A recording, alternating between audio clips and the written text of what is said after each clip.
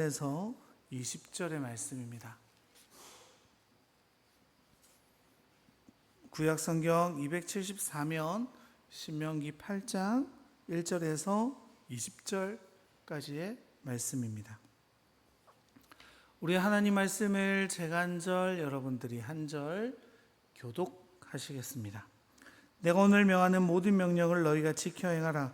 그리하면 너희가 살고 번성하고 여호와께서 너희의 조상들에게 맹세하신 땅에 들어가서 그것을 차지하리라.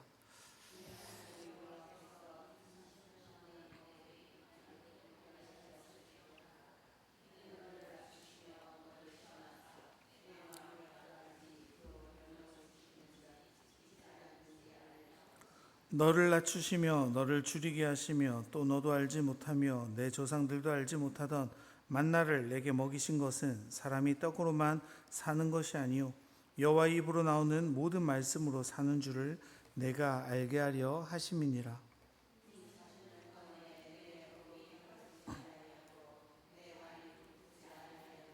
너는 사람이 그 아들을 징계함같이 내 하나님 여호와께서 너를 징계하시는 줄 마음에 생각하고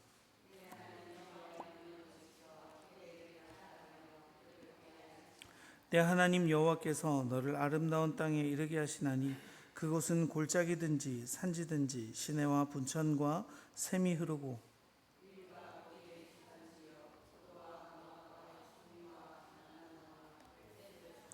내가 먹을 것에 모자람이 없고 내게 아무 부족함이 없는 땅이며 그 땅의 돌은 철이요 산에서는 동을 캘 것이라.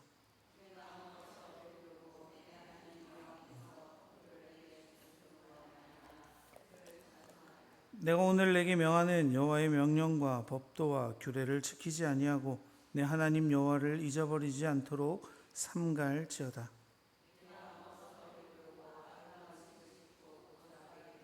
또 내 소와 양이 번성하며 내 은금이 증식되며 내 소유가 다 풍부하게 될 때에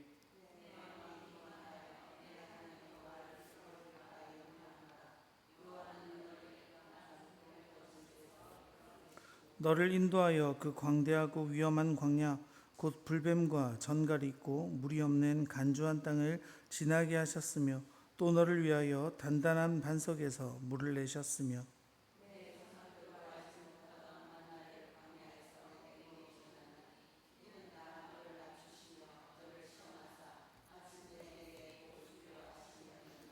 그러나 내가 마음에 이르기를 내 능력과 내 손의 힘으로 내가 이 재물을 얻었다 말할 것이라.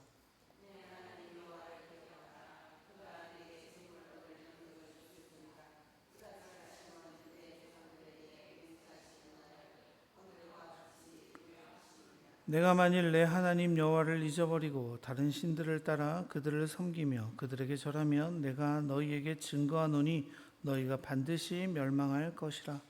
여호와께서 너희 앞에서 멸망시키신 민족들과 너희도 멸망하리니 이는 너희가 너희의 하나님 여호와의 소리를 청종하지 아니함이니라.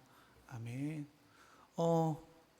여러분 언제 우리가 하나님 앞에 나오십니까? 저희 목회자들이 가장 두려워하는 경우들이 있죠. 새벽기도 안 나오시던 분이 갑자기 열심히 나오시거나 꾸준히 나오시던 분이 갑자기 안 나오거나 이러면 무슨 일이 생겼나 보다 이런 염려들이 있을 때가 있습니다. 여러분 그렇죠. 우리가 어렵고 힘들고 외롭고 아플 때 또 내 힘으로 되지 않는 주님의 간절한 도우심이 필요할 때 우리는 주님 앞에 나와 기도합니다. 주님께 간구하죠. 그런데 문제는 그렇게 기도의 자리에 나오다가 그 문제가 해결되어지면 어떻게 합니까? 곧바로 탁 기도를 멈춰버리는 우리들일 때가 너무나도 많습니다. 어떻게 보면요, 이게 우리들의 얄팍한 마음 때문인 것 같기도 합니다. 우리가 힘들면 구하고 힘듦이 사라져버리면 주님도 잊어버리는 우리들의 모습들이 있지 않습니까? 하나님께서는요, 이런 우리를 그리고 이런 이스라엘을 너무나도 잘 아셨습니다. 삶의 상황이 바뀌는 그 순간 하나님의 은혜를 금방 망각하는 그들과 지금 우리에게 오늘 본문은 이야기하고 있습니다. 하나님께서요, 이스라엘 백성들이 가나안 땅에 화려한 문명과 평안한 삶이 시작되면 자기들의 정체성, 그 이스라엘 백성들의 정체성이 뭐예요? 하나님의 선택받은 언약 민족이라는 정체성이죠. 그것을 까맣게 잊어버릴지도 모른다고. 그래서 결국 그 풍요를, 화려함과 쾌락과 문화, 또 그런 것들을 가져다 주는 것 같은 가나안의 우상들에게 그들이 넘어가 버릴 것이라고 주님은 내다보고 계셨습니다. 그래서 주님께서요, 오늘 11절 모세를 통해서 뭐라고 말씀하십니까? 우리 11절의 말씀 같이 한번 읽어볼까요? 내가 오늘 내게 명하는 여호와의 명령과 법도와 규례를 지키지 아니하고 내 하나님 여호와를 잊어버리지 않도록 삼갈지어다. 여러분 뭐라고 말씀하세요? 하나님이 주신 명령과 규례와 법도를 잊지 말고 라고 말했죠. 지난주 기억나시는지 모르겠지만 우리가 하나님을 사랑하는 방식이 어떻게 표현되어진다고요? 명령과 규례와 법도를 지키는 것으로 내가 하나님을 사랑한다는 것이 우리의 삶에서 나타납니다. 여러분, 행위 없는 믿음은 뭐라고요? 죽은 것이다 라고 야고보 기자가 말하죠. 이게 우리를 굉장히 혼란스럽게 만들게 되어집니다. 율법은 우리들의 자신들의 의가 되어 하나님을 기쁘시게 할 수 없고 오직 믿음으로 말미암아 의인이 된다라고 우리가 배워왔는데 야고보서 기자는 뭐라고 말해요? 행함이 없는 믿음은 죽은 것이라 라고 말하게 되어지죠. 근데 여러분, 우리가 이 두 가지를 동시에 생각해야 됩니다. 사랑하면 어떻게 한다고요? 행할 수밖에 없습니다. 근데 그 반대의 경우는 가능하죠.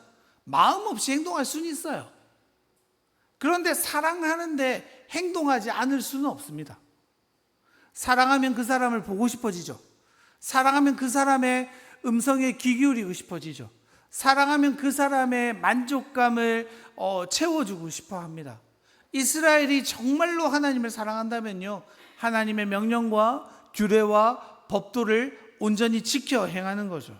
이게 뭡니까? 하나님을 잊지 않는 것이 되어지는 겁니다. 그러니까 이스라엘은요, 자신들이 하나님을 믿는 그 사랑의 표현을 살아내므로 그들이 드려지는 예배의 형태로 또 그들이 가졌던 율법을 준수함으로 또 하나님의 그 이웃 사랑에 대한 실천으로 우리는 하나님의 백성입니다. 난 주님을 사랑합니다. 라고 고백하는 민족이죠. 그런데 그들의 정체성을 뒤흔들 수 있는 그 일들이 어디에서 벌어진다고 말씀하시는 거예요? 하나님의 약속의 땅, 가나안 땅에서 그 일들이 이루어질 수 있어 라고 말씀하시는 거죠. 여러분, 왜 그들은 하나님을 잊어버릴 수 있습니까? 왜 그들은 하나님을 따라가지 않을 가능성이 생기는 거예요? 12절에서 14절까지 나오죠. 같이 한번 읽어볼까요? 내가 먹어서 배부르고 또 내 소와 양이 번성하며 내 은금이 증식되며 내 소유가 다 풍부하게 될 때에 내 마음이 교만하여 내 하나님 여호와를 잊어버릴까 염려하노라. 여호와는 너를 애굽 땅 종되었던 집에서 이끌어내시고. 우리 길게 읽었는데 이 상황을 줄이면 뭐라고 말할 수 있어요? 배부르고 등 따시고 평안하면 어떻게 돼요? 주님을 잊어버릴 확률이 생깁니다. 근데 우리가 여기서도 또 뭐 이렇게 엄밀히 좀 따지고 들어야 될 부분이 있는데, 잘못 생각하면요, 부요함이 곧 교만을 가져와 라고 생각할 수 있게 되어지죠. 근데 분리하셔야 돼요. 부요함이,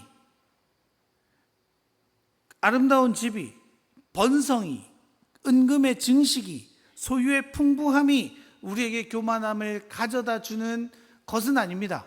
하지만 그것들이 우리에게 그런 교만한 마음을 가져다 주기에 너무나도 강력한 힘이 있다라고 하나님은 경고하시는 거죠.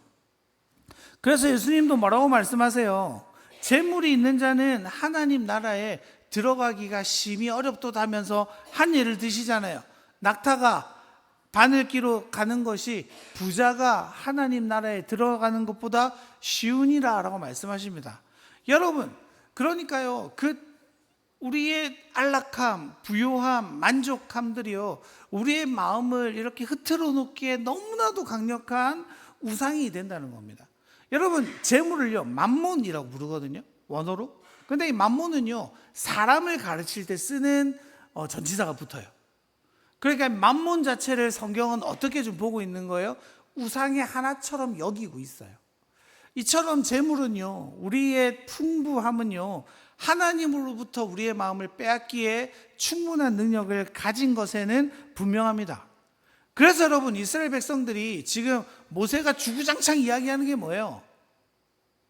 너희들이 하나님의 명령을 잊어서는 안 돼. 너희들이 누구인지 잊어서는 안 돼. 여러분 생각해 보세요. 가나안 땅은 젖과 꿀이 흐르죠. 소와 양이 많아요. 풍부한 초목들이 있습니다. 우리가 정탐꾼들을 통해서도 알았지만 포도송이를 메고 올 만큼 풍성한 땅이 그 땅 아닙니까? 그 땅을 누가 주세요? 하나님 주시잖아요. 그러면 하나님 주신 땅에 들어가서 평안하게 누리는데 교만해졌어.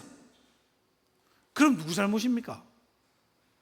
이 자칫 잘못하면 하나님 주셨잖아요. 이렇게 원망할 수 있다는 거예요. 그래서 여러분, 우리에게 무엇보다 중요한 게 뭐냐면 우리의 정체성 위에 하나님 주시는 것들을 누리는 거예요. 이 모든 것들이 하나님으로부터 왔고 하나님의 것이고 하나님이 나에게 허락하신 것들이라는 고백으로 매일을 살지 않으면요, 그 이스라엘 백성 금방 무너져 버릴지도 모른다는 겁니다. 여러분, 이들의 문제가 뭐냐면요, 뭐예요? 그것들을 누리는 건 괜찮아요. 근데 그 다음 뭐라고 불렀어요? 내 마음이 교만하여 내 하나님 여호와를 잊어버릴까 염려하노라 라고 말하는 겁니다. 지금 자신들이 누리는 것들이 그러니까 하나님이 아니라 누구의 힘으로 얻었다라고 생각한다는 거예요? 나의 힘, 내가 했지.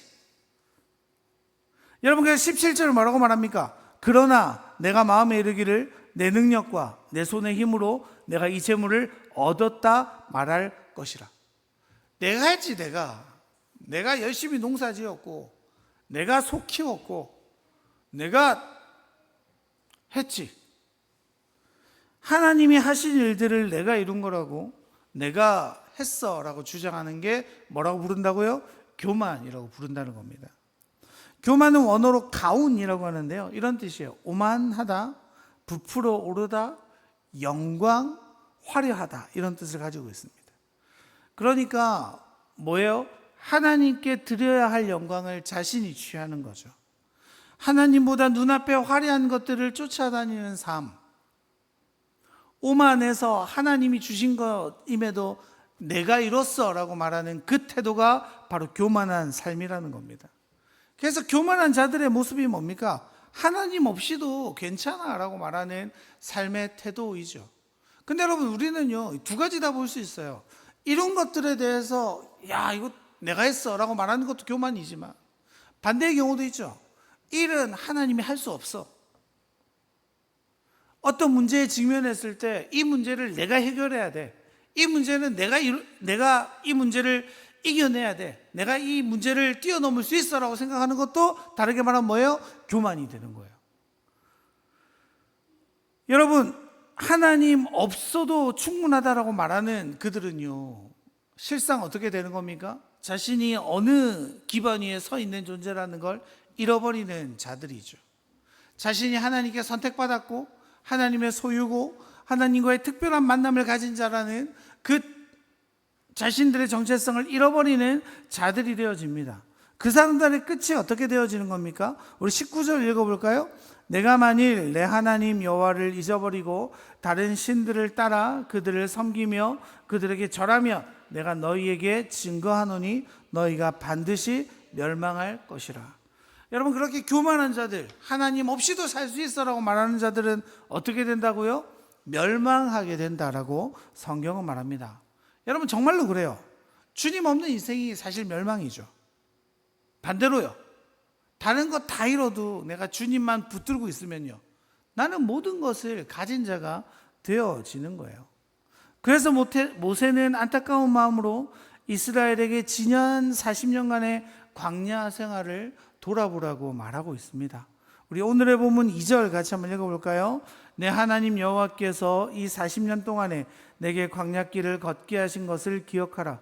이는 너를 낮추시며 너를 시험하사 내 마음이 어떠한지 그 명령을 지키는지 지키지 않는지 알려 하심이라. 여러분, 광야는 어려운 길이죠. 그 40년의 기간은 시련의 연속이었다고 볼 수 있습니다. 하지만 그 40년의 생활은요, 단순히 고통으로 끝나는 시간이 아니었죠.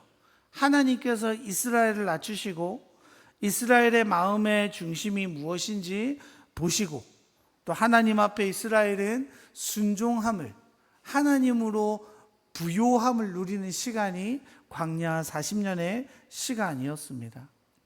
그 고통의 때는요, 사실 연단의 때이기도 했던 겁니다. 여러분, 이게 좀 안타까운 일이지만 우리에게도 그런 광야의 시간들이 허락될 때가 있거든요. 이게 상황 때문이 아니라 우리 내면에서 그런 공허하고 무질서한 나를 먼저 보게 만드실 때가 있습니다. 주님 없는 내 인생이 어떻습니까? 주님 없이 살아가는 자들의 내면 상태가 어때요? 이게 마치 창조전의 모습과 동일하잖아요. 창세기 1장 2절 보면 뭐라고 기록되어져 있습니까? 땅이 혼돈하고 공허하며 흑암이 깊음 위에 있고 하나님의 영은 수면 위에 운행하시니라. 공허하고 어둡고 혼돈이 가득한 그 우리의 내면을 하나님께서 보게 하시는 거예요. 그래서 주님이 우리에게 어떻게 하시는 겁니까? 주님 없이는 내가 도무지 살 수 없는 자구나.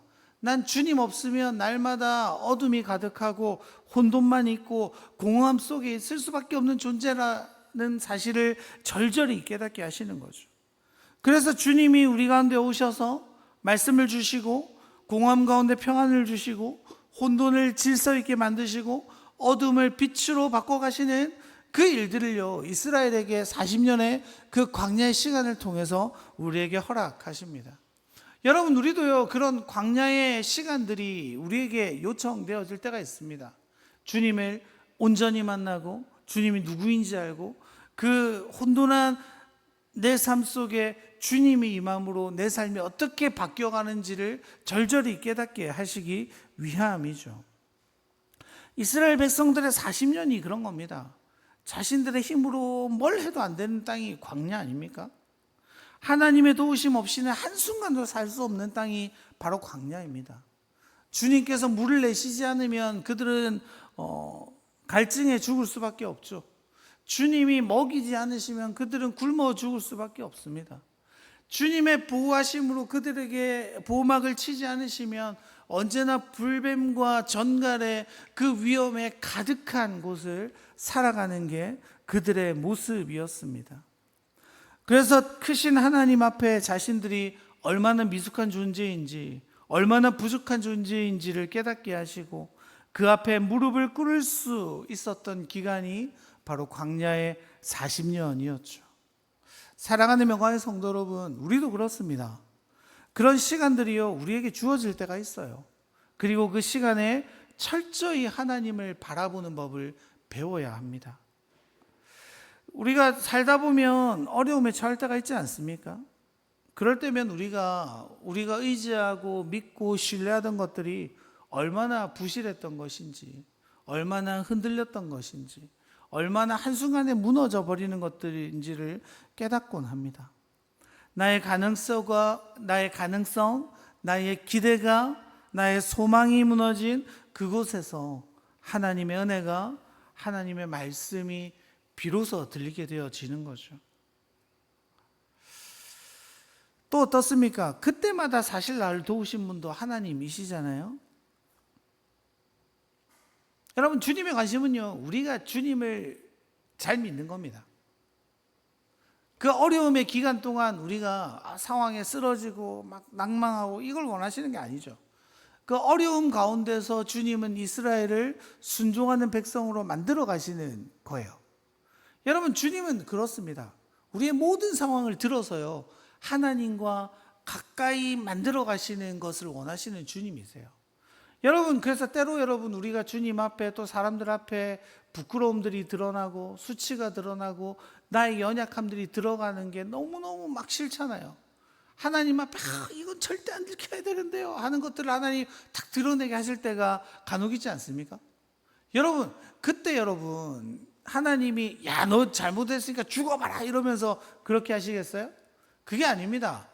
그 문제를 네가 해결하지 않고는 나와 가까이 지낼 수 없으니 내가 드러내서 너를 내 백성으로 만들겠다라는 하나님의 사인이에요. 하나님은요, 우리 안에 있는 모든 것들이 드러나기를 원하세요. 여러분, 우리의 수치가 드러나는 건 우리에게 수치가 되어지지만 하나님은 그걸 수치로 보지 않으십니다. 그것들을 통해서 네가 나를 더 바라볼 수 있는 계기로 삼아 가시는 거죠. 우리의 어려움이 그래요. 우리의 힘듦이 그래요. 우리의 연약함이 그래요. 하나님은요, 우리의 모든 것들을 들어서요, 하나님을 바라보도록 만들어 가십니다. 그렇게 만들어 가신 40년의 기간이죠. 여러분, 그 40년간 여러분 물론 힘든 곳이죠. 아까도 말씀드렸지만 너무너무 척박한 땅은 아닙니까? 너무나도 힘든 곳이죠. 그런데 그 40년간 인생을 돌아봤더니 하나님이 이스라엘과 단 한순간도 떨어진 적이 없었다고 그들은 고백하지 않습니까? 우리 4절 한번 읽어보실까요? 4절이요. 이 40년 동안에 내 의복이 헤어지지 아니하였고 내 발이 부르트지 아니하였느니라. 15절 16절 읽어볼까요? 너를 인도하여 그 광대하고 위험한 광야 곧 불뱀과 전갈이 있고 또 너를 위하여 단단한 반석에서 물을 내셨으며 내 조상들을 알지 못하던 만나를 광야에서 내게 먹이셨나니 이는 다 너희를 낮추시고 내게 복을 주려 하심이냐. 여러분, 때마다 시마다 적절하게 채우시고 보호하신 하나님이 언제나 그들과 함께 하셨습니다. 근데 그들과 함께 하시면서 주님 계속 뭐라고 말씀하시는 거예요? 내가 너희들을 이렇게 40년간 돌리는 건 너희들이 참으로 복을 받게 하기 위함이야. 여러분, 어떻게 생각하면 말도 안 되는 얘기 아닙니까? 아니, 복 받게 하려면 하나님, 가나안 땅 바로 앞인데 며칠만 뛰어가면 가는 곳인데 조기를 들어가게 하셔야죠. 광야 땅에서 굴리면서 무슨 복 받게 한다고 말씀하십니까? 라고 우리는 불평해요. 근데 여러분, 주님께서는 철저하게 말씀하시죠. 얘들아, 오해하지 마. 복을 오해하면 안 돼. 내가 너희에게 약속한 땅은 분명 좋은 땅이 맞아.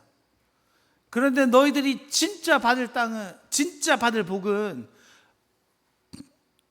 쾌락과 즐거움과 부요함과 풍성함이 아니야. 내 안에 있는 거야. 나와 너와의 관계 안에 있는 거야. 내가 너의 음성을 듣고 너희가 나의 음성을 들어가는 그 교제 안에 있는 거야. 그래서 너희들에게 광야가 꼭 필요해. 아무도 없는 곳에서 나로 충만해질 시간이 너희들에게 필요해. 그리고 이 충만함이 가득 찼을 때, 이 충만함 속에서 너희들이 나의 백성이라는 정체성 위에 바로 섰을 때, 그때 비로소 그 유혹과 너희들을 흔들 만한 것들이 있는 곳에 들어가서 버틸 수 있게 되는 거야. 주님 우리에게 그렇게 말씀하시는 거예요. 여러분, 그래서 때로 우리에게요, 그런 어려움과 고난이 시간을 돌아봤을 때 하나님의 복이었구나라고 고백하여질 때가 있습니다. 그래서 여러분, 우리의 삶이 어려울 때마다 누굴 더 붙들어야 되겠어요? 하나님을 붙드는 거예요. 하나님의 도우심을 구하는 거예요.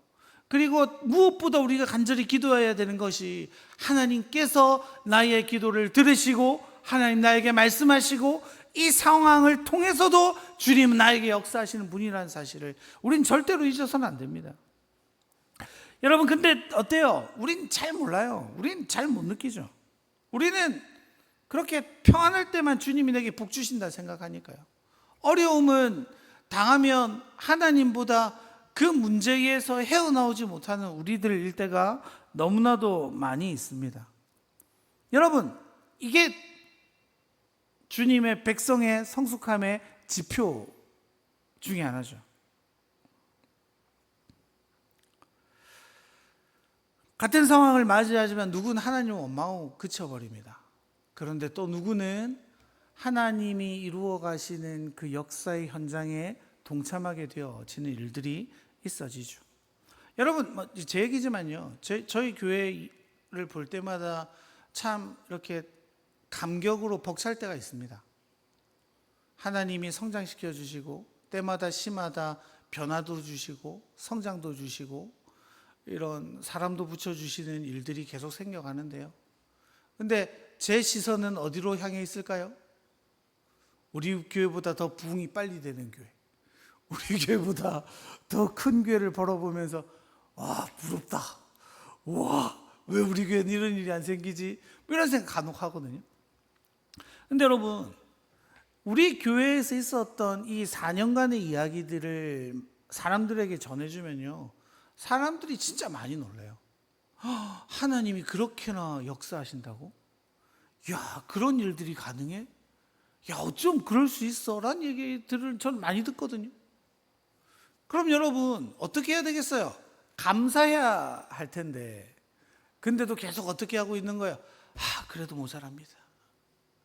그래도 안 됩니다. 막 애를 써보는 거예요.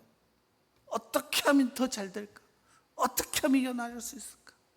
여러분, 이런 태도들이 어떻게 되는 거예요? 하나님의 은혜로 받아들이지 못하는 거죠. 조금만 생각하면 우리 교회에 부어주시는 이 일들이 누군가의 눈에는 기적 같은 일이고 놀라운 하나님의 역사처럼 보이는 일들이 벌어지고 있음에도 그걸 깨닫지 못하는 자들이 실상은 너무나도 많다는 겁니다. 여러분, 그러니까요, 하나님이 우리를 떠나시는 적은 없어요. 하나님이 우리에게 말씀하지 않으시는 적은 없어요. 하나님은 우리의 삶에 언제나 함께 하세요. 근데 그걸 누가 못 깨닫는 거예요? 내가요. 내가 깨닫지 못해요. 내가 누리고 있으면서도 누린다라고 생각하지 못해요. 여러분, 생각해 보세요. 40년 광야 생활 동안 그 신발이 해지지 않았대요. 의복이 헤어지지 않았대요. 조상들이 이전에 보지도 듣지도 못했던 만나를 매일마다 먹어요. 하늘에서 메추라기가 떨어져서 자기들이 잡아가는데 날아가서 도망가지도 않아요.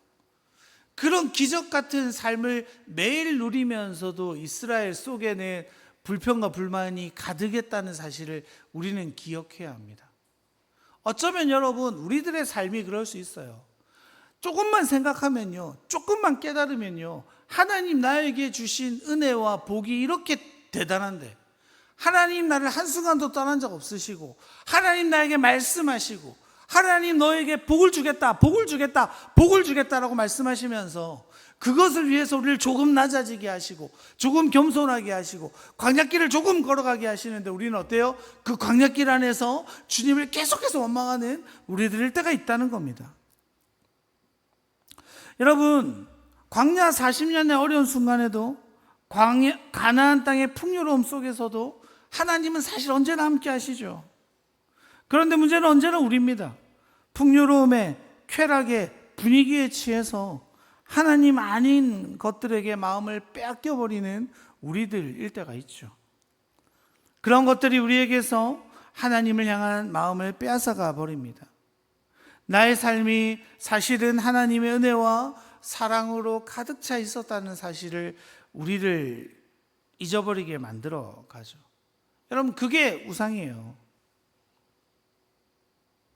그 우상들이 우리와 하나님을 계속해서 갈라놓는 겁니다. 그래서 여러분, 이스라엘이 언제나 기억해야 하는 것은요, 자신이 누군가 하는 거예요. 내가 누군가, 난 어떤 존재인가. 출애굽기 19장 4절에서 6절 보면요, 처음 하나님께서 이스라엘과 계약을 맺으시는 장면입니다. 자, 읽어드릴게요. 내가 애굽 사람에게 어떻게 행하였음과 내가 어떻게 독수리 날개로 너희를 업어 내게로 인도하였음을 너희가 보았느니라.